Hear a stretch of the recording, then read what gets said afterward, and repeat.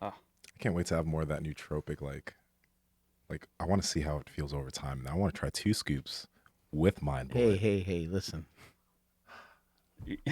You're being aggressive. Yeah, I'm going to film you. You're aggressive. I'm filming you. Yeah. Don't touch me. Where's your manager? I feel attacked. Yeah, with God. with nootropics, there is like some diminishing returns, Yeah. but I think you'll be fine with just using 1 scoop over a longer period of time, though. Okay. Because most nootropics, and we're talking about the perfect keto nootropic here, by the way, you take a couple of capsules, and it's just not enough of the ingredients. So with that gigantic scoop, you're getting plenty. Ooh. Yeah. Didn't you say something about the fat solubility of it too? Yes. So even think of the biggest alpha nootropics out there on the market. Yeah. Most of them do have alpha GPC, but none of them have any kind of fat like to them at all. So in order for you to actually absorb everything inside of them, you have to take some form of fat with it. Although all the labels say just take with your favorite, like water or your favorite drink. Wrap the capsule in some cheese. What do I got to think everything around here? Exactly. So perfect keto just took all the work out. You don't have to Wrap it. You don't have to wrap it in cheese. Or salami. They did it for you. They added a little bit of MCT oil. That's not going to make you poop your pants, but it will make the compounds because they're fat soluble, so your body will be able to break them down, and you'll be able to take them in. Very nice. Yeah. Yeah, I like a lot of the products, and I found out about these guys through this guy. Yeah. My brother. You know, actually, Dr. Anthony Gustin, he's been a supporter. The second I got on a keto diet, he was like, hey, I'm a big fan of Bigger, Stronger, Faster. What do you need? And of course, like I was just getting into keto, you know, and I said, hey, just send me everything you got. Let me try it all. Tried the exogenous ketones, and that's when I was like heavily into ketosis. And he's just been a part of the journey the whole way. I remember when I first started carnivore, I think like 2 weeks in, I did his podcast.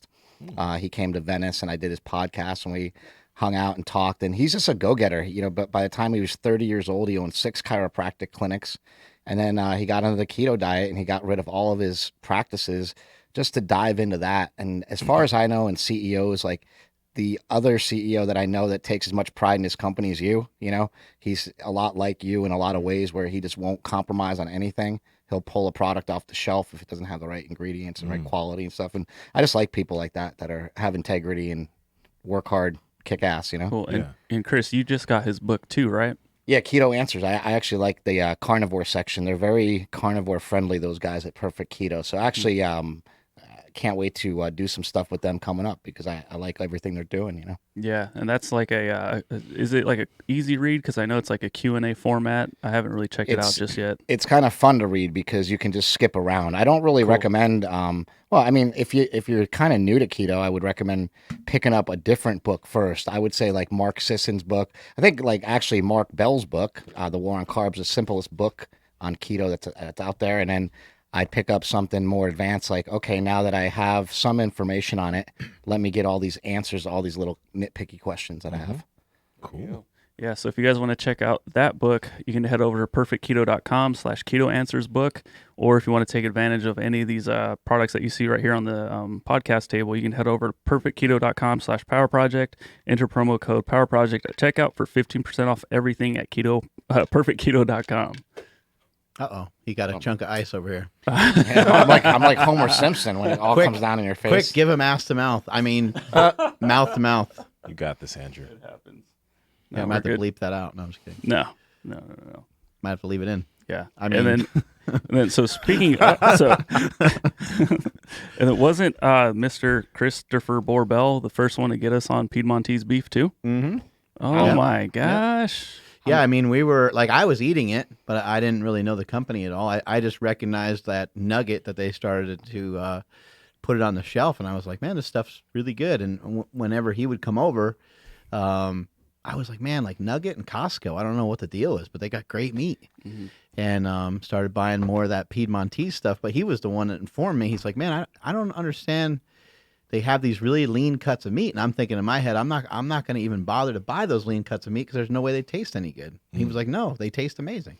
Well, so the way that I actually put up a post about the Belgian Blue and Bigger, Stronger, Faster, the big genetically mutated bull that's actually all natty, and I put up a Might have post been on about some it. SARMs. Well, when I did Bigger, Stronger, Faster, I remember the guy saying the steak on this bull is leaner than boneless, skinless chicken breast, and I was thinking, there's no way. So I'm doing this carnivore diet, and I'm actually trying to push protein, and I'm looking for a way to push more protein. And so I find all these ranches that have Belgian Blue, but it's really hard to order. It's really rare to get. They don't have a whole lot of meat. They have like one cow. They're always out of stock. But then I saw that Piedmontese was a similar breed, a very similar breed, but it was from Italy. So they're Italian, these Piedmontese cows. They're like Super Mario. At least that's how they talk. Boink.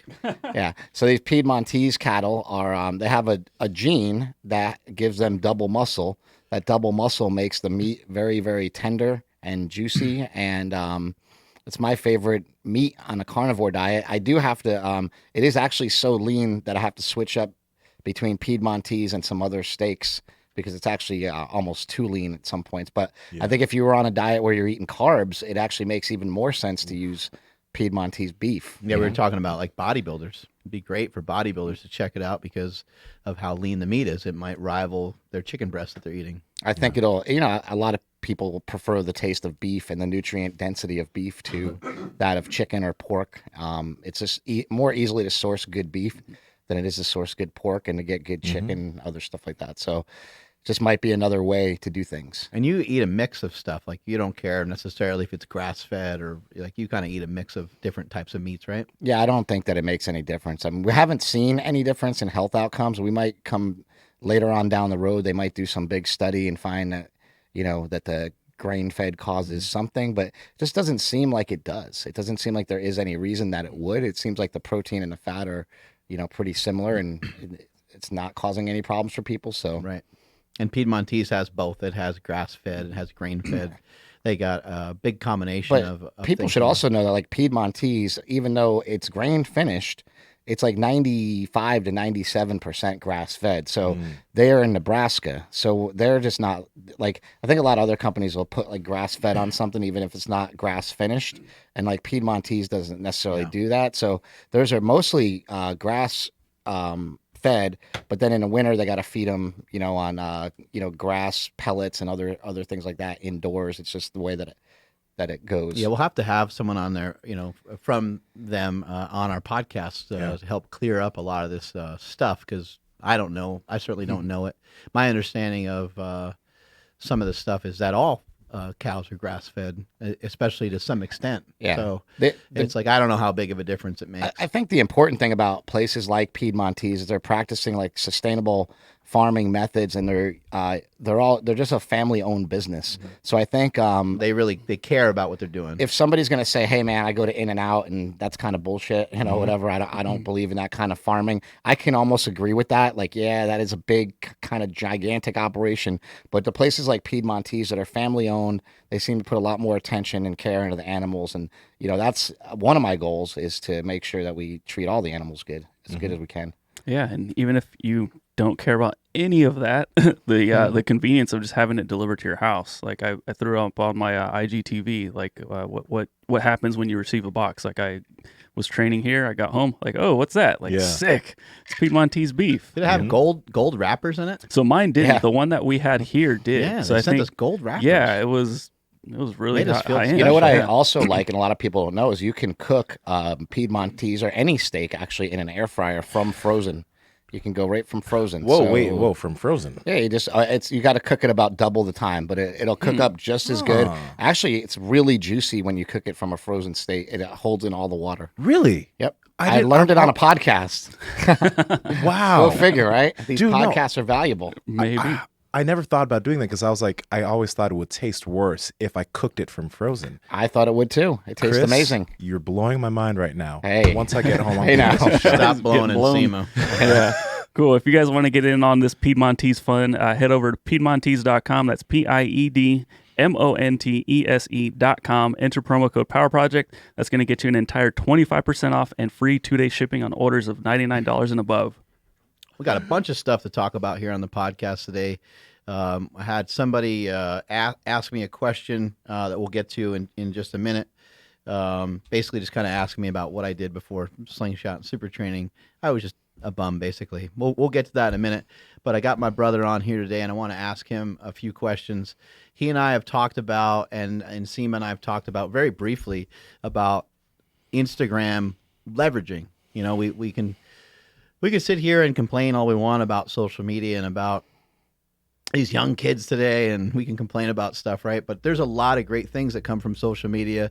There's definitely a lot of bad as well. But the good things that can come out of it sometimes are just a simple fact that you're putting yourself out there, you're showcasing yourself to people, and you're saying, hey, this is what I'm doing. And then, because that's what you're doing, then you're stuck doing more of that. And you're kind of, it's almost a way of, we've talked before, like compete or don't compete. This is a way of like, you're not really competing, but you're competing with yourself. You're competing with where you currently are. You're competing with your former self. We've talked a lot about, you know, should you compete in bodybuilding? Should you compete in powerlifting?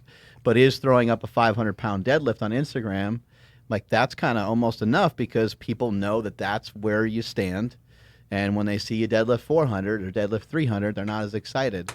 So how have you utilized Instagram leverage to keep you going on this carnivore diet?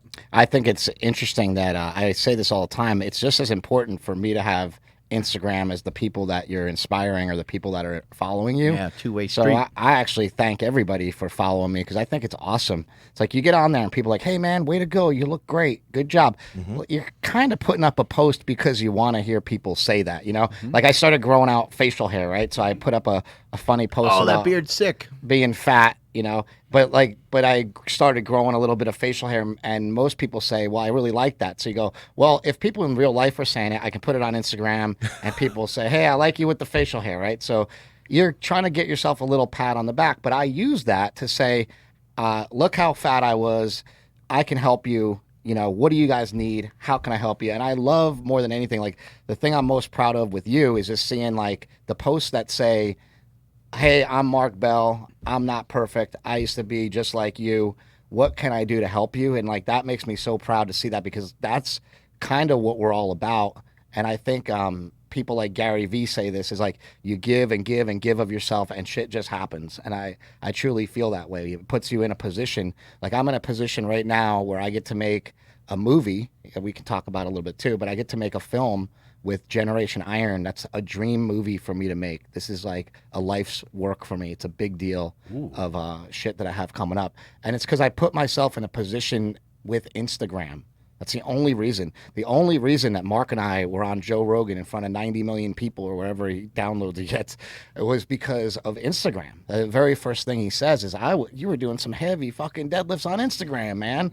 What's going on with that? And the reason that he finds that interesting is because I had a double hip replacement surgery, and he's thinking, man, if this guy can deadlift more than a lot of people with 2 fake hips, that's really cool. It's something that can inspire people. It's something that can help people kind of find their way. So I think we leverage it in those ways. Do you also find that you feel that you need to stay consistent on your carnivore diet just because of so many individuals that DM you asking you questions about the carnivore diet? You know what's different about carnivore diet and vegan diet? Thank God, I think it's like a carnivore diet isn't so dogmatic on like, I only eat meat. I would never eat a plant. Yeah. That's not what I'm saying. I never say that. I don't think anybody should actually do that. I think there's evidence that we've eaten both forever. But you know, the good thing is that that's not the case, because I think of sometimes being at like, I was at 7-Eleven the other day, and I was buying Ben and Jerry's, and some dude knows me from like Instagram, and he's like, dude, I follow you, blah blah. Like honestly, I went over and I put it back, and I fucking went home. I went home. Oh man, because in tears probably. No, I was like, you know what, man? It's like I was gonna cheat, and I do cheat once in a while, but it got me. Be great if you like threw it. You were like, hey, well, just hit somebody. And you know, like the guy was following me because he's like following the diet and stuff, and I'm like, oh, this is bullshit. If I'm in here buying ice cream, you know. What? I thought I grabbed a protein shake. I didn't mean to grab this ice cream. I was going to tell him like, oh yeah, it's for my girlfriend. I don't have. So I'm happy I haven't put myself like I let people know I eat some other stuff sometimes. So if I go out to a burger joint, I ain't guilty of anything. I didn't promise you guys anything. Yeah, I can have the bun. Yeah, that's hella funny though, man. You're so jacked though that nobody cares. Oh yeah, I guess. Goes right to his muscles. Yep. John Berardi was on here just a couple days ago, and he kind of had the statement of how they allow people to do whatever diet. They come to him for help, but he doesn't want to try to like change like too many beliefs of people, and so he wants to kind of introduce small changes so it could be something that people can be consistent with. But what he's seen, and he may have worked with more people than anybody else that we know. Yeah. I mean, he's on a really large scale of the people that he's worked with, and so he's just like, well, why don't I just try to put these people in a good position to do well and to do better than they've done before, so that they can feel good about what it is they're doing. Do you feel that from what he said, he was like, I've seen every form of dieting work, but amongst all these different diets, all the way from carnivore all the way to the opposite side of carnivore, which would basically just be eating like vegetables, which would be like, I guess, like a vegan diet, right? We can say those are kind of opposing each other. They're very different. But he said he saw about 5 to 10 common things that people had being successful in gaining control over their diet and losing weight. Are you of that same belief that you can utilize any style of diet? I think you can utilize any style diet. I just think that so the people that follow me are more like me. It's just gonna be like that, that we all flock together. So if you're kind of like me and you've been overweight your whole life, there's not a bunch of vegan people excited to follow you unless they're going to be making derogatory comments. Exactly. Right. And so it's people kind of get attracted. Oh, wait, this guy's doing a carnivore diet. Let me follow him. They're already kind of bought in, so I feel like I have a captive audience for that. However, I feel like some of that captive audience are young kids, and they're like 15 years old. And we have a great example. A kid was from Kentucky. He was here the other day. He was actually older than that. He was in his 20s, but he was saying, hey, I'm following a carnivore diet. And he was like all fired up about it, Sounds about right. And and he said, hey, so what, like, I want to get bigger. What should I be eating? And I said, rice, and he got really shocked. And I said, I would recommend that you either take a look at Stan Efferding's vertical diet. I said that might be a little complex for you, but the easier way to go is just add in some white rice around your workouts. You're going to find that you'll have more energy. You're not going to be craving, anything, because you just don't crave as much when you're incorporating white rice. And the kid was like, he was thin and already lean. He was already in good shape. So I'm like, why am I telling this guy, why don't you restrict a whole entire group of macronutrients for no freaking reason? I believe if I could eat like that I would do that. I even believe like coming up in the near future, I'm kind of going towards those things. But I also don't think like I deal with carbohydrates very well. So it's not like, I don't think I'll ever get to the point where I'm eating a lot of carbs at any point in my entire life. But there may be a time where, hey, I'm adding in a cup of rice around workouts or something like that, just because it makes you feel better, Yeah, John Berardi even went as far to talk about the body types, the ectomorph, the endomorph, mesomorph, and I think he just said, look, it doesn't really matter how much you believe in that and whether you think it's like bullshit or not. He's like, I think everyone can look around a gym and say, like, that guy's short and stocky, that guy's tall and thin, and that guy's somewhere in the middle, right? Yeah. And so what his point is like, from what he's seen, usually the taller, lankier person is more of a fidgety person. They like to move around a lot. A lot of stuff that they do in their lifestyle, just maybe they swim, or maybe they have a job where they're just more active. The shorter guy, the fatter guy, the other guy might have a lifestyle that's maybe where he sits more. He doesn't move around as much. And so I think it's really hard to really change who you are, but you can change, through your diet. You can end up gaining some freedom into some other types of foods. But it's really, as we've seen, it's really, really hard. It takes a long time. Well, also, like, we created a thing, the war on carbs. And I think we see more and more evidence that carbohydrates, no matter how we stack it, carbohydrates are going to be the problem for most people, even as they age. Like, even as we're seeing with like Alzheimer's disease and dementia and all these things, they're coming from people eating carbohydrates.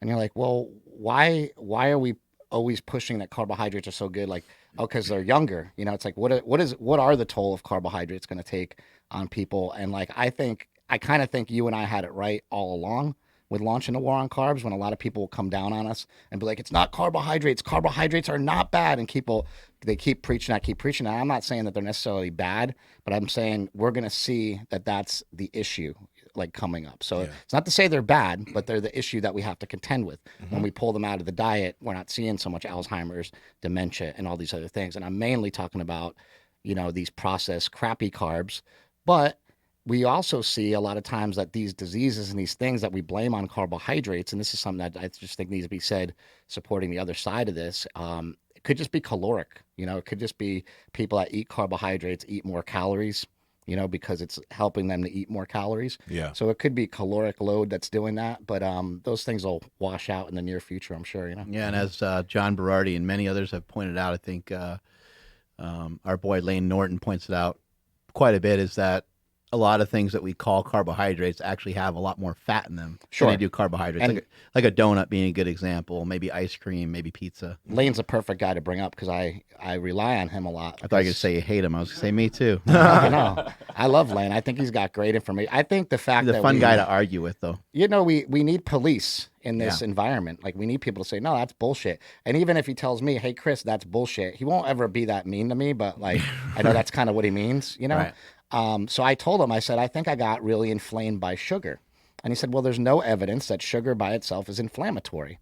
I'm like, okay. And he's like, however, when you ate, what did you eat? And I said, I ate Ben and Jerry's. He's like, well, Ben and Jerry's probably puts you about 2,000 calories over, because it's about 2,000 calories. He's like, over your limit of food for the day, because you probably ate, and then you probably ate that on top of it. Yeah. So you had a very high caloric day, right? And I said, yeah, I probably ate about 4,000 or 5,000 calories that day. And he said, that's probably what inflamed you. In all seriousness, not just sugar. Sugar can have a part of it. It can play a role in it. And I think it does, but I don't think it's like the main. I don't think it's always going to be the main contributor, because I have had sugar. There's a flip side of it. I have had sugar that are things like candy that are like really low fat, and they haven't had the same inflammatory effects. So it's just like, hey, one is only like about 200 calories and one's 2,000 calories. That is a big difference. So. Yeah. I like how like you even mentioned that you're going to start eating some or adding a little bit of carbs into your diet like later on, even though you don't feel that you respond really well to it. Because even John was mentioning in the podcast the other day, he was having some autoimmune issues. So he restricted some foods. And I think he took a lot of like carbohydrates out. He wasn't purely carnivorous or anything, but his issues went away. He still has a lot of vegetables in his diets now, but he doesn't have a lot of carbohydrates currently. Yeah.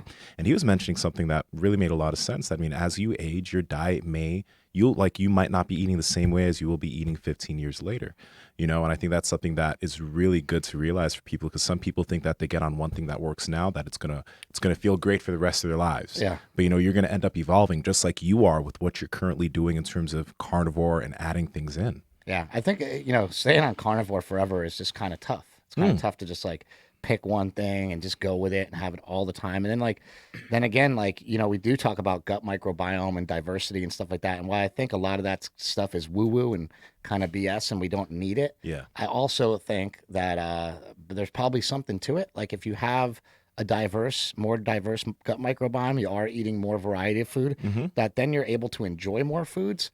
And some people will say, who cares? It's just fuel and blah, blah, blah. But look, we're all different in that respect, right? Yeah. If you're a boring person that doesn't care about any, if you don't find any enjoyment, that doesn't even mean you're a boring person, I should say. I'm saying boring food wise, right? You could be a boring person food wise. It doesn't mean you're a boring person. I would say even venture to say I'm a pretty boring person food wise. Yeah. Like nobody's having any fun with me with food necessarily, but they're also not going to miss out because I can go anywhere, like literally anywhere in the world, and find something to eat, because there's always going to be meat somewhere, unless we go to a vegan place, and then I would just fast through it. Yeah. But that's okay. I even think that that's fine. Or I might even order something like I said, I'm not so strict on being just a carnivore. I do believe in a little bit of variety. And even when people say, like, hey, on a carnivore diet, you're going to have gut microbiome issues, you're not eating fiber. It's like, I'll have 2 or 3 Quest bars a week. I'll have like different things, right? And people probably laugh but those have good fiber in them. They do. Those are good prebiotic fiber. Yeah. And I don't think there's anything wrong with utilizing things like that in your diet to create that diversity. Or even having some bread, or having a potato, or having some rice. I mean, you're going to get in some different foods. They're going to sneak in there. if you do eat vegetables, how do you eat them? Like, how do they sneak into your diet? The only way I really eat them is I'll have some iceberg lettuce. So a lot of the vegetables, it's because of autoimmune issues like arthritis and things like that, and the plant toxins that they have in them. So the things that I'll eat are like iceberg lettuce usually, which is like good with a burger or good with like ground beef or something like that. It kind of tastes good with like ground beef, sour cream, and some some lettuce in The there. greener it is, the more like stuff it's going to have in it. Yeah, Basically, the yeah. more fiber, So- and it might cause more problems, right? There's more phytochemicals, phytonutrients in Right. it. And then like stuff like cauliflower rice, I think is great because there's almost nothing in that either. There's not, it's not as going to be as There's heavy some and fiber and stuff in there, but yeah, but it's not going to be as heavy in any sort of anti-nutrient as some of these other plants. So I just kind of eat stuff like that. Like we were just talking about going to In-N-Out and getting some, having some onions on the burger. It's weird because so on Stan's diet, onions are a FODMAP, but Yeah. on Rob Wolf's autoimmune paleo diet, they're anti-inflammatory. So it's a weird thing about onions. It's like, well, what are they? I don't know. Are They're they good. are they inflammatory to your stomach but not inflammatory to the rest of your body? Yeah. It's a weird. A They lot of make- this stuff's weird. they make you fart, but they help your joints and tendons. Yeah, something like that. I'm not like that's why I'm not sure, and that's why I'm I gonna think, write that down. Does I think- anybody know why they make you cry? Yeah, I'm not sure why they make some you cry. sort It's of actually a good. enzyme. Jasmine asked me yesterday. I'm like, There is something to that, though. I remember. they're mean. I don't know. I couldn't answer it. Furious Pete told me, and you can tell your daughter this. Furious Pete, being a professional eater, he's eaten every disgusting thing that you can possibly imagine. Every part off of animals and everything, like just gross stuff. Your grossest thing that you can think of, he's eaten. The hardest thing that he ever had to eat was an onion. a whole onion. A whole Like just onion. raw, A right? whole raw onion. And there's like a raw onion challenge. Like most people can't survive it. Okay, everybody go. Ready? 3, 2, 1, and go. We should do that. That'd make great video. And then hit like the rower and the skier back and forth. Oh my god. I'd throw up after that. Maybe get Wait, maybe get keto breath That's first. what I was gonna say. Does everybody have keto breath first, and then Just eat be the like a onion? fire breathing dragon. Yeah. I don't know if there's really like a good reason to be like to follow any particular diet and to be so dogmatic about it, except for if you're dogmatic about it for yourself, because it might cause other issues for you. Like maybe you find out that every time that you have too many vegetables, maybe it really hurts your stomach, or maybe you have a back injury, or maybe or maybe when you eat too much meat, you end up in the bathroom all the time. Like I think that everyone's a little bit different when it comes to some of these little kind of nuanced things. But I think it's like a matter of just finding something that you can land on that feels good, makes you feel good, and allows you to make progress all the time. For myself with vegetables, like I'll just eat them. Like I go to a restaurant. If I feel like, I'm like, I don't know, this steak might not be like that much food or whatever, I'll get a salad. I'll just eat it. I haven't personally noticed any, difference from having vegetables. One thing I have noticed is that when I only eat meat, that I end up with, I end up paying the price on the toilet. Things start to run through me after I only eat meat for a few weeks. And then some of our friends have said, hey, well, you got to go through that period, for like 2 or 3 weeks. I'm like, I'm not going to have diarrhea for 2 or 3 weeks. That sounds foolish. Like that sounds dumb. And so I've just never even have bothered to try to blast through that point, so to speak. But have you noticed any negative impact of vegetables, maybe other than just stomach discomfort? Not really specifically. Like, so it's not like I eat them and I'm like, oh, I'm so achy and everything hurts. And Yeah. it's not really like that. I just do know that they have all these things in them. So I just decided to get rid of them. And when I got rid of them, I think more than anything, what happened was the digestive issues actually all went away from me. So I think I might have the opposite. Like literally every single shit is tapered like perfectly. So Wow. when I eat meat, I have perfect poops. It's when I cheat on the diet, like yesterday, you got some Wingstop. Those things are made with soybean oil, and those blew right through me. And I think also, like, maybe there's like ranch dressing has probably lactose in it or had something in it because I was farting all day from that. So, when I eat off the diet, like that would be, it's still carnivore, it's still meat, but Right. it's got other crap in it. Other junk in Those it. other crap in it just made me like really have issues, And so, but when I just eat steak, it's literally every shit's tapered. Do you think You'd it's be proud. worth? You think it's worth it to do that occasionally? To have something like that you look forward to, that's kind of fun. You think it's worth it? Well, yeah, we did this fast food challenge, right? Mm-hmm. So you did a 7-day fast food challenge, and I joined in on that.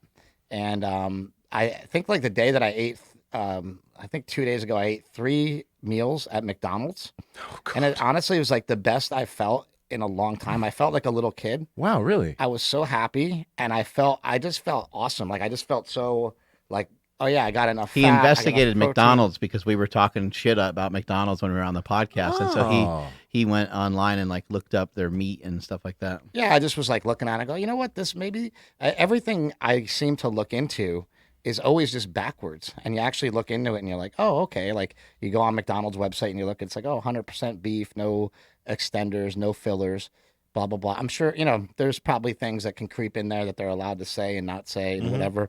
But for the most part, I believe, it's 100% beef. But I did it. I went and ate there, 3 times in a day. And then the next day I came in and I felt like leaner than ever.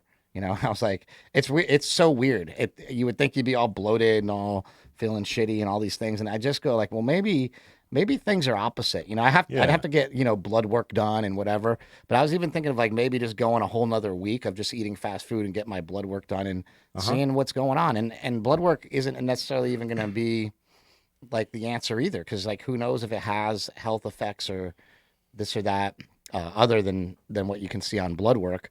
But I just find it interesting that you can eat, like basically everybody says fast food is the problem, but maybe the answer is actually right under our nose, and it's been in every McDonald's, Wendy's, Burger King, Five Guys, and In-N-Out. Like it's been there the whole time, and we just have been eating too much other shit with it. And it might just happen to be fairly convenient and fairly inexpensive for you to make a change. Yeah. Exactly. And it's not saying that that's optimal, but I keep saying that optimal is like what you'll do, Yeah. Before I forget, somebody named Craig KAV10 on Instagram from Ireland. They were like, "Hey, I went to McDonald's and I ordered without the bun." And the guy taking the order was like, Bell Brothers, huh? And he's like, "Yep, fist bump, boom." Whoa. In Ireland, Dublin. Ireland. Yeah. I thought that was so cool. I know, right? Damn.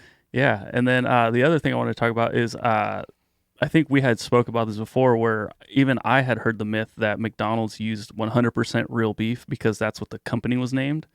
According to the old Google, it says that McDonald's doesn't own a company named 100% real beef. So I don't know. I don't know where that myth was like started. a Snopes thing? Yeah. I'll keep digging into that, but I remember that's what I had heard. I got you. Oh, But- okay. So it's like, okay. So yeah, we can say it's made with 100% Yeah. real I beef gotcha. because that's the company name. That'd be a weird you know loophole. what? Either way, it didn't do shit to me. So Yeah, I wanna, there you go. I want So to who see cares? the proof. Yeah. It's like, what is the proof? Let's just get blood work done. Hold Let's up, take your tapered shit out of the toilet, hold it up over your head, and be like, "Here's my proof." see. Yeah, exactly. But I'm That's all I thinking, need like, to show people. Talk about an Instagram post. what you're saying about like the other food that people typically have when they eat at McDonald's, though, is like they typically either get a shake, a bunch of fries, maybe a drink that has hella carbohydrates in it, and they add that to the meal, right? So if you actually just went there and just got like a burger or something, or eaten without the bun, it probably wouldn't be that horrible. It's probably actually the reason why like some people aren't in such worse health because we eat at McDonald's so much and we eat at places like that so much. I think like the actual little amount of beef that they are getting is actually only good thing that they're eating. Yeah. If you think about it that way, right? Well, like, as what a are they kid- eating? Bread and meat. Yeah, as a kid when we went, I would get 2 cheeseburgers, fries, and like a chocolate shake. Yeah. And like I love the fries and the chocolate shake more. I mean, I remember sometimes starting to eat that first, and then like my parents would say, "Oh, they wanted me to eat like the sandwich because they knew that there was like meat on there," which turns out to be pretty true. Like if I ate the meat, but for me, it's always that thing. It's like I always want to go too far. If I just had the 2 cheeseburgers, that probably would have filled me up just fine. If I had 2 cheeseburgers and a Diet Coke, probably would have worked. Probably would have went out, got out the door unscathed, without the French fries and without all the sugar. You can get like at McDonald's. Like the other day, it was so much food. I mean, I couldn't even really finish it, but I did anyway. But I got like 3 triple cheeseburgers, and it was like, I think it was like 8 something, like $8, right? And it was just so much beef and food, and I was like, this is crazy that you can get this. It's that cheap. It's already made. Like you said, I got it within 5 minutes. it was so simple and easy. Like I said, people are probably getting pissed at me because they're thinking it's not optimal and it's all crazy and it's not grass fed and all these different things. But I just don't see the difference in the outcome. What are Yeah, some there you other? go. That was the pile of meat. Yeah. What are some other ways you're able to save some dough? Because that's the thing. People on a carnivore diet, people on a keto diet, a lot of times we get blasted with questions like, how are you Eggs and supposed to do butter. this on a budget? You know, I think eggs. That's a great way to save eggs money. are fairly They're inexpensive. fairly yeah. inexpensive, and like just ground beef by itself is way cheaper than steak. The thing a lot of people need to know is a lot of people are trying to get leaner, right? And it's said that ground beef and ground meats, and you probably know this from talking to like Stan and Brian Shaw and stuff, they actually digest quicker and faster and might be better for getting leaner even, and muscle growth. So eating stuff that's ground might be just easier, like a quicker way to get into your system and actually work a little bit better. So I think sometimes people are just forgetting too about like just go to the store and just be smart. Find things that fit into your budget the best. And like you're saying, ground beef is a great option. Maybe get some chicken thighs. Like just because you're on a carnivore diet doesn't mean that you can only eat red meat all the time. Dr. Ted Naiman had a guy who's homeless following him, and he said, I went to the dollar store. I found a frying pan for $1, a spatula for $1, thing of ground beef, like a small thing of ground beef for $1, thing of eggs for $1, and I made like beef and eggs, and I did that every day for a year or something with money that I begged from people, and I lost 75 pounds. And you're like, what the hell? Like a homeless dude, right? And you're like, what the hell? Like, how does that happen? And so you're just showing out, like, you say this a lot. It doesn't matter what you have. You can still figure it out. I think people are just ridiculous. They have absurd expectations for the amount of money that they're going to pay for their meal.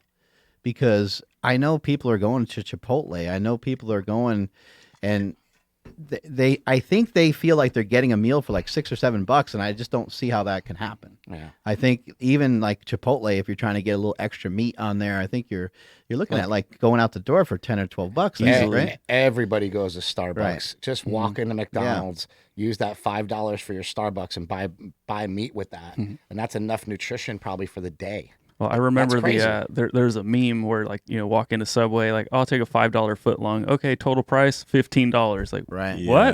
Yeah. What? Oh, I used $5, but you're right. All After sorts of fees. Yeah, after everything, yeah. You're absolutely right. I fell in that hole all the time. I was like, oh, I got a couple. Like, 'cause for me, lunch was always like $5. Like that's just in my head. That's what I think.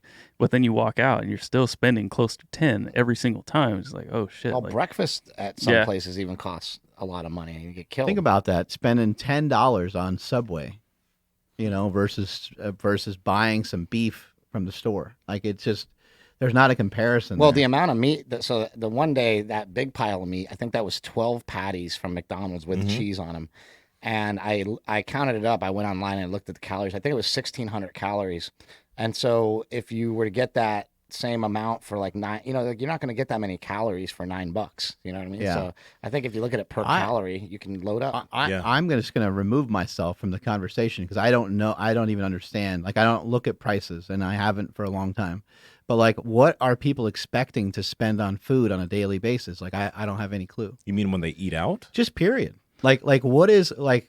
Do people even have a number in their head? And then when I post something like of a fillet or ribeye, do they even like know? Like they're like, oh, it's $20 or whatever. But like, So- what would you spend on if you had a normal day, if you ate 5 meals in a day, like most people that work out are eating somewhere between 4 to 6 meals a day. Let's say you have about 4 or 5 meals in a day. Most of them are home. One of them's out to eat. Like what is that? I just don't even know what that I looks think like. most people eat carbs, and that's why it makes it's so easy. It's like Because rice is very inexpensive. rice, oats, and potatoes are so damn cheap, and you can fill up on them. And I think that's one of the problems is like to eat an all meat diet. It's going to definitely cost you more money, right? It's like you can do it cheap, but it's definitely going to cost you more money than eating those cheap carbs. And I think that's more the problem. So I think people are looking to spend probably less than $20 a day, which to me is kind of ridiculous. Like the only thing I spend money on is food, actually. So it's food and gas, and that's kind of it. I think that like the food is one of the most important things I put in my body. So I actually would rather spend money on food and eat good food, good Yeah. quality food, Well- so a lot of times I'm eating steak and things like that, but Yeah, no, when I was in college or even after that, when I just had a normal job, like even thinking of buying steaks was not in my purview. I it wasn't was too much money, right? too expensive. $8.99 per pound. You Yeah, tripping? we went No. ground beef all the time back in the day. Yeah. Yeah. Ground beef. I would get chicken breast, chicken thighs, and drumsticks. So Like that was my meat. And drumsticks are cheap. Chicken breast is cheap. You know what I mean?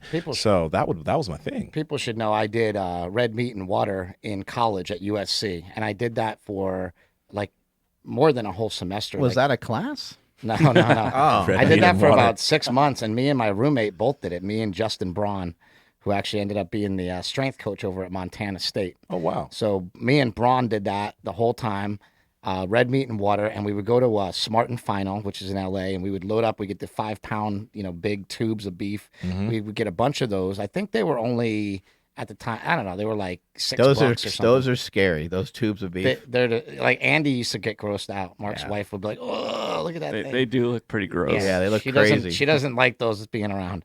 So they're called chubs too, which is even grosser. 5-pound chub, Big old. big old chub. Give me 2 of those chubs. And so you had to. So basically, I had that and a gallon of mustard in my refrigerator with a pump, Goulden's mustard. So I would make ground beef, put mustard on it, and that's what I would eat every single day. And I did that all through college. And if I could do that through college when I was at USC, I was flat broke. I had no money. I worked at the school bar, and I was flat broke. And that's what I ate every day. I never had a problem with calories. I was still fat. I had lost a lot of weight though. I went from 242 down to like 195. I would float around and compete at 198 all the time, and I was always light for 198 even. Yeah. So I asked the live chat, like, okay, so like, what would you guys spend on one meal? The like consensus is like, yeah, $5, breakfast $5, and then some other guy named Chris 50 if the wife goes. So we won't say his last name just in case. But yeah, where, people are saying $5. So $5 must be fast food, right? So now the next question is, okay, where are you getting a meal for $5? Yeah, you're not going to Black Bear Diner for $5 Correct. or Denny's. No. I'm not getting any real. Well, there are some those breakfast places where it's like $4.99. But wouldn't you that's average? only at But like wouldn't 6 you in the even morning. wouldn't you even like average Denny's out to be like maybe like $11 even on Yeah, the cheap end per easily. person? Yeah, that's I just think one people, plate. Yeah, I think I'm- people per think person, it's $5.99, but it ends up being $11. Yeah, no, like even okay. They charge so, you for the orange juice, the coffee. They charge you for everything. No, even back then when I was making like $8-9 an hour. When I ate out, I was not eating $5 a meal. Like it was like 12, Yeah, it 13, always is, like right? never $5. Yeah, maybe a quick. minimum of double that. Yeah. yeah. I find it interesting too when it comes to like a meal prep company. People are like freaking out over the prices, and I mean, first of all, like just learn to stay in your lane and do what you're able to do for the time being, and it's okay with where you're at, but work towards something different. I always have the perspective of nothing's ever too expensive, just make more money. Yeah. It's a nice way to like kind of look at things. Like I'm going to work towards that one day, and it would be really cool if I ever get the opportunity to actually do that, but it may never happen either. Like I'm just going to work towards it. In reality, meal prep is it is a privileged thing. It's an entitled thing. It's Right. something that you earn. Yeah. Like you earn the right. Like, so back in the day, what would have to be like, you'd have to make enough money to hire a chef and do all that. Like they've actually made it way cheaper than it's ever been, but it's still a thing that's of privilege. And I think it's cool to earn privileges like that. Like I think it's cool to earn the right to eat steak every meal. Like it's cool to make those your goals too, to be able to be like, hey, I just want to not worry about what I pay for food. Let's or also whatever. not forget that fasting is free. It is. Like control. Yes. So is gluten. Control. Yeah, control your appetite a little bit better, and eat less overall food, and that will help your wallet out a lot. Also, though, I think people are just what I see from people, and it's so frustrating to me. I think a lot of people have like a broke mindset. And what I mean by that is like your mindset is a little broken towards thinking that a meal prep company, their individual meal is expensive because it's $12 is very short-sighted.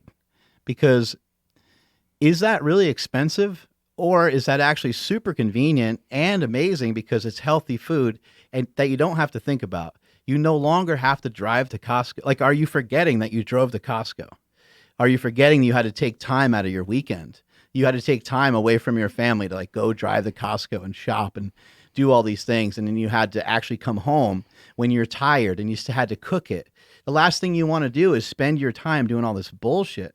Now you have this frozen thing that you ordered. It showed up to your house. You stuffed it in the freezer. It takes 3 minutes to cook. You can't ever get that time back. Time is money. And so it might be easier for you to give up on it and be like, oh man, that shit's expensive. I can't afford that. I think you can't afford not to do it. I think you can't afford not to go for shit. You can't afford not to work Also, harder. think about what you just said about fasting being free. So think about that. It's $12 a meal, but what I'm going to do is I'm going to buy 5 meals and I'm going to fast 5 times. Like, that's a great plan. Like, right there, that plan just saved you. I just saved everybody $50. There you go. Well, and maybe you do like those meals a lot. Like we like the Monster Mash from Stan Efferding. Maybe you really enjoy that. Maybe you enjoy some of the stuff that Todd Abrams has with Icon meals. But maybe it's like a little bit of a treat for you. Maybe it's a convenience for you. Maybe don't use it 5 times every day. I mean, yes, that would start to cost a lot of money. But maybe you use it once or twice a week. I think that's a good idea too. I think it's a good idea for almost anybody to just have some meal prep meals in their freezer at all times, just because you know, in life we just run into things where, you know, things will just happen every day and then you don't have time and then you're stuck. So I always tell people, I literally always have a steak ready to go. So in my fridge at all times, there's always like a steak cooked up, ready to go. There's one in there right now. If you went and checked, when I go home, I can either choose to eat that or make a fresh new steak. But that steak will be in there. And if I don't eat it today, I'll probably chop it up. Yeah. You know, it'll be in Tupperware. It'll be sitting there. Put some salt on it. It'll last a little longer. And then I'll eat it when there's a gap and I need it. And so I just always kind of have a steak that's like air fryer cooked up and just ready to go, you know? Yeah, no, what you're saying right there is so key, because in the episode prior, we were just talking about how, like, if you don't schedule things, if you don't have a plan for things, you're just going to end up doing what you don't want to do. Like, what happens with most people? Why do most people end up eating fast food when they eat out? It's because they don't have a plan for the meal that they're about to have. So they end up going and eating crap that they don't want to actually eat, but because they don't have anything at home or anything set up, they eat that trash. Well, if you actually have like a meal prepped or from a meal prep company, you got something there, so you don't have to think, like, you don't have to go out and get Denny's or Wendy's or whatever and make bad choices there. It just makes it easier. It's just there. Yeah. Or just order like the Bell Bros and just don't get the bun. You could do that too. I mean, that's what makes it so convenient. Like I said, we're not saying like, hey, go do this every meal of every day for the rest of your life. But I feel like if you had to, what if you're I don't know, a cop or whatever, and you're just out all the time, and it's like, what if you have to do that? Then do it. Do whatever it takes to get to what you want to be, but don't be out of shape and feeling like shit. Like, I just keep thinking, for me, what it is, it's like, I'm an addict, and I think when you're an addict, you're always going to be an addict. So I have addict behaviors, and now I'm addicted to the way I feel good.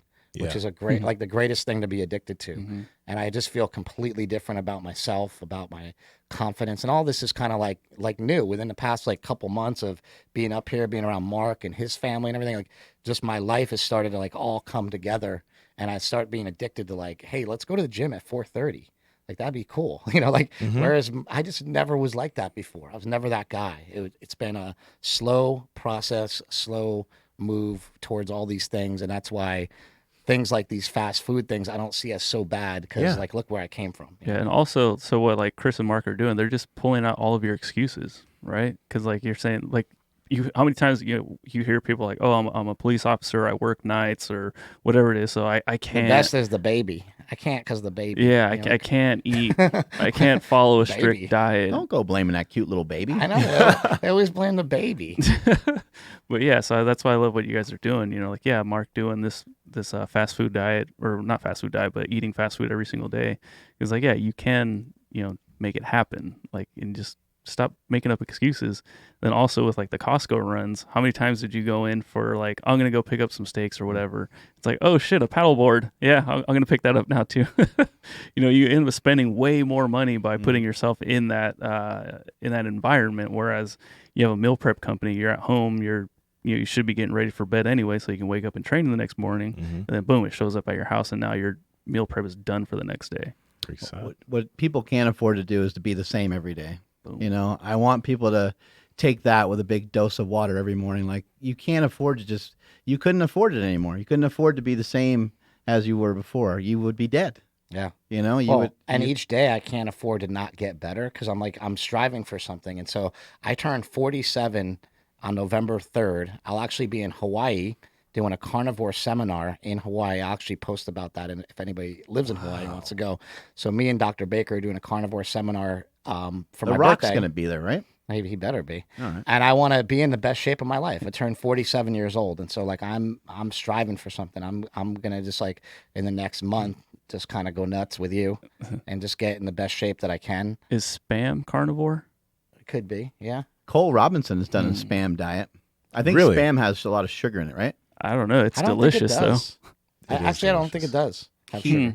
Yeah, Cole Robinson, the snake diet guy, he does a lot of stuff like that because he's had people say the same thing about price. And so he's like gotten like disgusting foods that are really, really, really super cheap. And he just lives off of just those. The just to head kinda- cheese diet. He had like a can of like peas and like, I don't know. He was doing a bunch of weird stuff. What is the grossest thing? Like head cheese? But he actually said it was all Never had really head good. cheese. Head cheese isn't actually bad. Have you had it? I've Yeah, never had it. yeah. It's It look- actually pretty good. It looks gross. It's like all jello. I don't know why it's called that. All right, what is head cheese? I have no idea. You'd have to This look is it up. brand new to me.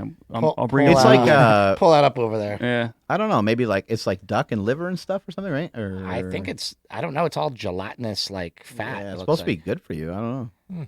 Maybe it's like the next thing now. We'll be like all eating head cheese. Yeah. Well, Like, you know, hey. tuna and sardines are pretty. Well, damn remember we cheap, talked too. about like liver and heart and all that, and we Yeah. thought it was so weird. And then I started eating it, and I did it for a month straight. Mm-hmm. I'll actually probably go back to eating liver. I just actually took a break for the fast food challenge. Yeah. I didn't think liver and fast food like went together well, Mm-hmm. so I stopped doing it for that. But Also, so everybody knows, liver is also pretty damn inexpensive. Like in Yeah, comparison to it's really- steak and stuff, it's if you go to a really butcher, cheap. it's cheap. So what's nice about liver is adding liver into my diet. I ate less steak, right? So liver, it's $5 for like a pound or something. So, Mm-hmm. and you only need about 4 ounces at a time. Yeah. You that's also what we're gonna feel that when you eat more nutrients, like when you're kind of like it's like scavenging all day long for a lot of nutrients, that you end up just eating less too. Yeah, so what I like to pack all the nutrients in. That's why when I do the liver, it's really nice because you get the liver and you get a lot of nutrients in at once. And then I don't feel hungry usually. I don't feel like I need other stuff. And I also found that I think that you can get leaner by pushing protein higher. I definitely do. Yeah. But I also feel like I was wrong in a way because I actually was like really afraid of fat, and I think I feel a lot better with more fat. So I'm gonna start playing around with like more fat, and I've actually been reading a lot more about people using more fat to even get like leaner. However, there's got to be there's some weird point here where like nobody's explored it really on a bodybuilding level. They've only explored it in a level of like disease prevention and different things like that.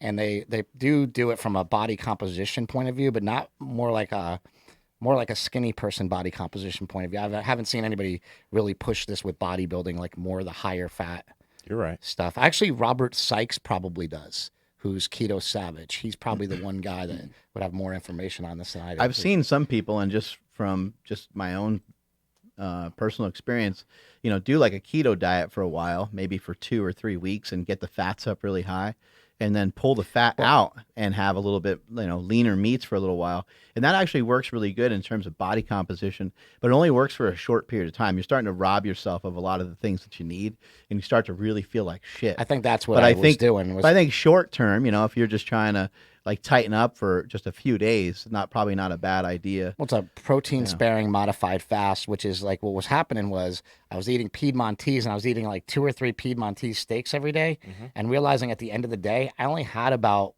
18 grams of fat.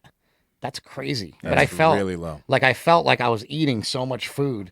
But Right. at the end of the day, when you count up all the fat, you're like, oh, there's like 6 grams of fat in each steak, and that's all I was getting. And maybe I would put some butter on it or whatever. So probably more like 40, 50 grams of fat, but that's not a whole lot on a keto diet, right? And for a guy so like your size, when I would go up more like to 150 grams of fat, I would just feel a lot better, So I'm just gonna play around with that a little bit more and see how that feels. yeah, and just like again, John Berardi was talking about this the other day too. Like, if you're not having a lot of carbs, you need to have a lot of fats. If you're not having a lot of fats, Yeah. you need something to pull from. Have you ever had a keto brick?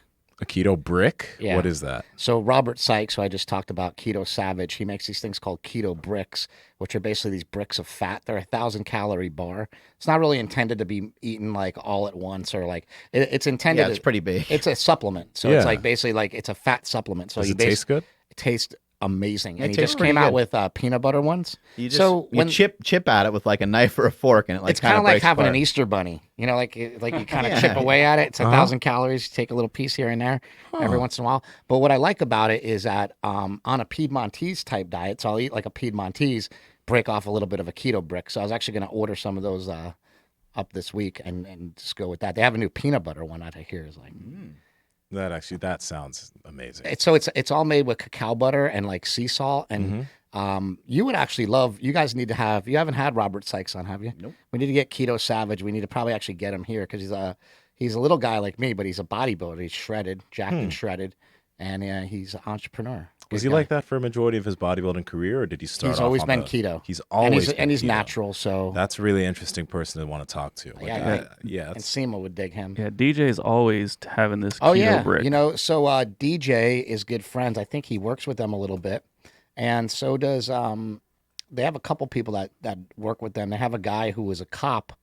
They have a cool company, and they have a guy who was like a cop who actually quit being a cop and worked for them because he fixed all his mental health issues through a ketogenic diet. his mental health issues. Yeah, interesting, right? Yeah, and He was having a lot of issues with PTSD and on the job incidents that had happened, like things that he'd seen Yeah. on the job that were pretty bad, and then and military stuff. And then he started doing keto, and it totally fixed his brain. And then he just started working with Keto Brick. yeah, and then so back to head cheese, and it took me a minute because Okay. I didn't Thank know what I was looking for, but head cheese is not a dairy cheese, but a meat jelly often made with flesh from the head of a calf or a pig. Meat jelly. Meat jelly, yeah. Hashtag meat jelly. Yeah, and I think I've had it awful. before. Like I think like they serve it maybe at like pubs. They serve it Yeah, like it's a European thing. yeah, right. They serve Sounds yeah. like it. It's a McHead cheese sandwich. It's one of those things where you're like, what is that? And then you try it and you're like, pretty good. hmm Kind of surprising. It's not amazing. It's not like the best thing you ever had, but it's also not disgusting. It doesn't look good though. What is menudo? Isn't that some gross? It's like, not, yeah, it's basically weird- like Is it brains or no? no, it's what's the stomach lining? Tripe. Oh, tripe. Yeah, Yeah. that's what it is. Tripe. Oh, So I saw they have tripe at Nugget. You could buy yeah, it. Beef I mean tripe. every Mexican family has that whenever we have a big gathering. Like they usually have it for breakfast. Yeah. But I'm just like, you guys know that this is all the shit that you couldn't make anything else with, so you just put it into a pot and boiled it, and you have menudo. Huh. That's what it is. That and hominy. Isn't chorizo like that too? No, chorizo is delicious. But I mean, it's What delicious. is that? But isn't What- it what like is that? I have no idea what's in that, and I don't want to know. No, It's just I think it's mainly just sausage. Yeah, it's a sausage, but spices, I don't know right? what's inside of that. just look it up. No, because- we're good. Okay, we're you don't want good. to? We're All right. good. All right. You know Let's about not ruin a good thing. Is that- chicharrones. What is Yeah. this you got on the screen? Is that spotted dick? Head cheese. You ever heard of that? That's like a meat or something too, right? Or is that a vegetable? spotted dick? Yeah, spotted dick. Look it up. I swear to There's God, actually Oh, something. my I don't even goodness. think you can bring it up, but Cow pizzle. no, there's actually. I don't know if I wanna ruin There's search actually history. meatballs. There's meatballs that are a homosexual slang term. Wait, what? There's Oh yeah, meatballs. yeah. I've seen that. Yeah. It's almost like too Yeah, there's bad you can't spotted- even bring it up. There's You get in spotted dick. trouble. What is it? Spotted dick? don't know, Sponge? What is this? Spotted dick sponge. Let me get some Oh, of it's this for cake. It's Nsima cake. for It's Christmas. Cake, but It's sponge cake. why did they make it like that? Though, like Yeah, kind of kinda looks looks like a like- kinda spotted Spotted dick. dick with boozy custard. It kind of has a butt. It kind of has a butthole. When you put it in, it comes out spotted. Would you like my spotted dick? Hey, with what's some the Heinz? boozy custard? Look, there's a Heinz spotted dick. What's Spotted that? dick. Sponge oh pudding. man, It's pudding. Spotted dick sponge pudding. what is in it? It's what goes in and comes out Right. spotted. Yeah. But it looks good. Rewind. Meatball. You were just talking about this for- meatball thing. Gay For- meatballs? Yeah, it's an F word. Oh. Wait, it's a food that's called. Yeah, Type that in. you Andy. can type it in. Type it in. I don't think we could say it, but maybe we could show it. Hold on, what can what is it? It's faggot is the word. I'll let him say it's his Yeah, show. I yeah. mean, But And then followed by what? Like food? Faggot type in meatballs. type in four faggots. See what comes up. Wait, no. Well, that's not going to be. Well, I don't know good. because it's a. Is that the brand? I don't know. It's going to be Type us. it- It's going to be There it us. is. Mr. Brains. There you Hey, go. you said 4 faggots. I could have swore a picture of all 4 of us was going to come up. Wow, that's real. Picture of the podcast. It's meat. That's what we're gonna name So, this podcast episode. It's British, right? They're probably like, these aren't selling. We don't understand. Like, over the last couple of years, we really took a dive. Mr. Braun's 4 faggots. Wow. I'll pass. Interesting. I wonder what Yeah, does why? it mean over there? I guess it doesn't mean the same thing as over here. Yeah. Wait, Yeah, it's Facebook different, apologizes yeah. for deleting pink news content over. What Oh, wait, where? Which one? There's Sorry. controversy on this picture here. Oh wait, no. Which one? Sorry, I didn't know. Hey, don't, Oh, yeah. don't click my spotted dick. Faggots, Fanny's peas, faggots mass. haven't gone down well after Google ban. Something's going on here. That's weird. Fannies. This means something different. See, no, but see on the picture already, Yeah, it's yeah. up. That's what. Yeah. Dude, I was so scared for yeah, your click Google on search visit when that. you did that. I was like, We're oh, gonna have to God. burn this computer. Yeah. okay. Oh, wow. Learn something every day. So that won't come up. That link. Sorry, which one? This one That right here? link, yeah. Oh, sorry, I didn't know. What's the what you're talking story about. here? It's like looks like there's a scoop here. Fanny's faggots haven't gone down well after Google bans advert. Oh, so Google banned it. An advertisement. Well, because look, it's like with gravy up there for $15. Huh. 15 pounds. I guess it's a meat thing, huh? Interesting. It's like a meatball. How long you been doing this carnivore diet for? Look at that. Right now, so I started in January. You remember Carnivore-ish diet. You remember when I started? I started in January, World Carnivore Month. World Carnivore Month, and it was almost 2 years ago. So we're coming up on 2 years. It was it was January. So now it's we're almost into October. So a year and 10 months. Were you heavier? Like, how much heavier were you than you were now? Not any heavier at all. Like really. So ever since Maybe like 10 pounds.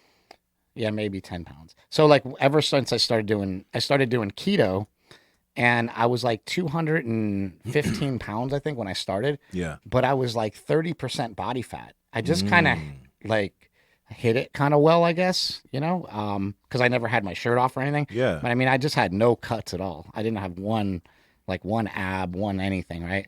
And so, but I've completely like cut my body fat in half, more than cut it in half. And only lost a little bit of weight, but I think just kind of like reconstituted. You recomped. Yeah, you did. recomped, Yeah. and then and then fixed a bunch of injuries too, which is good. And so I still have now the goal is to like fix more injuries, like get in a little bit better shape, get a little bit leaner. I basically want to get as lean as like somebody like Thomas DeLauer, where you basically just look good from every angle. Like, Yeah. it doesn't matter, and I'm not there yet. I look good from some angles. Yeah. But I gotta still crop and use a little bit of effects here and there, to get the lighting right, I like that too, like the way you did it, because a lot of people think like when they're trying to drop, even if they have higher body fat, they're like, I need to lose a lot of weight. I just got to just drop weight. But some people end up, actually, there's a lot of people that end up like yourself where they'll end up at the same weight, even if they've only dropped 7 to 10 Wow. pounds, but they're substantially leaner. It looks crazy just looking at it. Like Yeah, I don't realize it because I'm the guy. But when you look at it like How much that, did you weigh you're on like, the "Oh, left?" Shit. Well, on the left, I'm about 247, I think, in those times. I for some reason, I would always land on about 247. Maybe And a then little what more. are you now? 290 or 190 rather? Yeah, about 192, maybe. Yeah. Yeah. Couple. Yeah. So body Still weight got wise, some- it's definitely a good Still amount some of weight. extra but not- skin. You can see where I tore pecs and stuff like that. Oh. You could see all the battle scars of being an old man. But I think all that stuff's okay, and I think it's stuff that we have to embrace. And a lot of the reason, like, I don't really love posting pictures with my shirt off and stuff, but I think it's a good thing to. That's what keeps me in check. Is like I got to post like at least once a week, like a selfie with my shirt off, so that I'm accountable for me, right? It's not really to try to brag or be like, hey, look at me. It's just like, hey, you guys can do all this shit too, and this is what I did, and Yeah. it's just that, Yeah, when I started getting in shape from the old gym, I would take my shirt off a lot of the training sessions we did outside, and it wasn't by any means to be like I'm jacked, It was more like I'm a little fatter than I want to be still, and I'd like for this to come down. So it's almost like accountability. It's almost like a post on Instagram where it's like this is the way I look, and I want to try to look better every week. So I'll just pop my shirt off, and each week I'd like to feel better about popping my shirt off. This is kind of crazy for me. Is like, I started lifting because I wanted to be able to take my shirt off. And from the time I was like 13 and I started getting chubby to the time I was 46, I never took my shirt off once in front of people. Not fucking once. Or 45 maybe. So you didn't even wear a tank top? No. I looked like shit. And I couldn't figure it out. And I lifted every day. I bench pressed 500 pounds and I couldn't figure it out. So when I tell people like war on carbs, this is it. It's like, I'm not fucking around. It's not bullshit. I could not figure it out. Yeah. He had it figured out. He was able to control his appetite. He was able to control things, but he was always in more control than I was. You know, I was somebody who was out of control. So when I say like the people that follow me are kind of like me, hopefully the people that follow me are the people that like, hey, they can't figure it out. They can't control themselves. And that's why I do end up putting a lot of people on a carnivore diet, but I also end up putting people on different diets because a lot of people will be attracted to what I'm doing, but they're just kind of misguided for themselves. They think they're the same as me. And then I look at them and go, oh no, you need to gain weight, bro. Like you need to do it opposite way or whatever. Right. So, but you know, it's all like we talked about in the beginning, like this Instagram, like leveraging thing is like, I actually think, without it, who knows where I would be, you know, like I actually put that much stake in it. It's like I need it, you know. I don't know if other people do, but I kind of need to have that every day to be able to like keep driving myself to do this. Like I think if I got up every day to lift and there was no Instagram, it would be a different feeling. Really? Yeah, totally. Because I love to lift and I love to train, but I also a lot of this is like I gotta go lift. But I got to deadlift like 650 today because like I got to put up a good post, you know? Yeah. So there is motivation beyond what would normally be there. It's not like I wouldn't lift or I wouldn't train or I wouldn't do anything. Because you've been doing this stuff before Instagram. Oh yeah. We've been doing it before, but before I also wasn't broken. You know what I mean? Before I was like a young kid with like the world in front of me and it's like, oh, let's just power lift and let's just do this and that. And you know, now it's different, you know? Makes a lot of sense. How often do you think you let yourself like have, I guess, you know, Ben and Jerry's or stuff like that every single week? How often do you give yourself that little bit of a break? Probably like once every couple weeks. Probably like once every 2 weeks, 2-3 weeks. I think like that's a good amount of time. Like I also think I would cheat a lot less the worse off I was. So like I think like the further away you are from your goal, like if you have 100 pounds to lose, you probably shouldn't cheat at all for like a year. You should just get focused and strict and just go nuts and dive in, you know, and go long term. And then after you go, like I did it though. I did a year, you know, I did a year on a carnivore diet and where I hardly cheated at all, hardly had anything that was even like off the plan or even close to it. And then the rest of it's been more enjoyable. Yeah. Does it still feel like, do you still feel like you're getting off of the diet though when you do that? Like even though you know how to fit it in without it messing you up, it's not like you're having it every day. So do you still feel like when you have it that it's a problem? You don't like it? I actually, it only takes me one thing to get mad at myself and go back. Like I'll really want, you know, like if I go to the movies, like this was actually hard. We went to see a movie yesterday and I was dying the whole time. Like I just wanted to leave because I wanted to eat. Like I have a hard time sitting there and not munching on something. Wow. And there's not really anything. There's no like steak snack that you can sit there and munch on. I mean, people are like, oh, well, bring beef jerky. It's just not the same. Like you're in a movie theater. You're like, you want fucking candy or you want popcorn or you want something like that. And I think it's okay to have that and cheat once in a while. But like kind of like really wasn't a cheat day. I knew we were going to have wings afterwards. So I was looking forward to the wings. But honestly, I just wanted to like, we were actually next to a Wingstop. I wanted to go next door to the Wingstop and get a bunch of wings and bring them into the movie. Yeah. Because I was like not even enjoying the movie because I was just thinking about food the whole time. So I have mental issues with food. And I think that it's okay to bring that stuff up because I think a lot of other people share that. So I don't see nearly as many movies anymore because it puts me in a bad environment for myself. Cool. Somebody had asked, I'm looking for the name, Tim Jenkinson asked how your hips have been doing now. I feel great. Yeah. You know, I've been doing red light therapy with the Juve light that they sent us. I've been doing that every day naked. Hopefully that'll raise my testosterone levels. I have it here in the office. Everybody's been using it naked in my office. Yes. I think a lot of people have been using it on their balls because I went in there and there was a chair next to it before, and that kind of scared me. Well, if you find pubes on that chair, it was not Nsima. and Yeah, because I manscape. oh, there you go. And then also, it's great because it's like a WWE chair, so you have to sit on a wrestler's face in order to sit on that chair. So that's kind of. I think it's AJ Styles. You sit right on his face. I had mentioned this to you off air, but I got to mention it on air. But Matt M. Bass. Yeah. Okay. Matt and Boss. Yeah. Okay. I'm Boss. I'm probably saying it wrong, like I did. It sounded legit the way you said it. Okay. But he was saying, he's like, because I told him, like, you got to get the red light on your junk if you want it to like really help your testosterone. And he's like, why don't they make a red light underwear toilet bowl ring? Oh yeah, that's right. Because you're sitting there anyways, and so the red light would just be shining right on your sack. Hey. We can add that I think to that's Mark's, something. I thought that was genius. Can add that to Mark's toilet. He's got those toilets that shoot the Futuristic, water out. yeah. Bidets. I don't know. I thought that was a great idea though, because you're going to be there for a couple minutes anyways. Well, they should just make them all like that now. Yeah. What movie did you go see? Ad Astra. Wasn't very good. You didn't go watch surprised Rambo? you guys watched It's like that. I wanted to go see Rambo so bad. Nobody else wanted to see it. I Ad Astra is like getting put in a sleeper hold. Basically. Yeah, it wasn't very good. And then there's Hobbs and Shaw, and you guys didn't see that one either? I haven't seen Hobbs and Shaw. I know that's going to be wanted terrible. to go see but Once Upon a Time in Hollywood again. Hobbs and Shaw's been out forever. What are you talking about? no, I thought it just came out again. Again? Or not again, but like, No, it's been out for like 2 months. It's been out for a minute. really? Yeah. Oh, okay. That shows how much TV I watch. I Well, saw an ad for Rambo's it. out. And then you know what's movies I hear is great that's out is Hustlers. I heard that's great. It's about scores and it's about a strip club and it's about the strippers go in and J-Lo's in it. J-Lo, yeah. Yeah, but I hear that's actually a cool, badass movie, so I want to see that. I want to watch Rambo. I'm going to go see Rambo. Last Blood? Come on. Yeah, me too. Is that what it's called? Mm-hmm. All right, we got this question that rolled in, and I think what I'm going to do is I'm just going to save it for future podcasts. But this is from the guy's name is Tommy Gunn, 1999. So Speaking of Rocky Five, yeah, I know. I know. I wonder if it's a reference to that.